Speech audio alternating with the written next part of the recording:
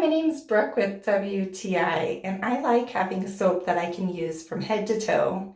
This Alaffia Authentic Black African soap does a wonderful job of cleaning my scalp, my hair, and it feels fluffy and it's not completely stripped, so my hair doesn't feel brassy.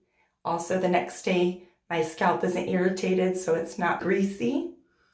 I like using this as a face wash because I can use it near my eyes. I can get off that eye makeup, the debris, and it's non-irritating to me.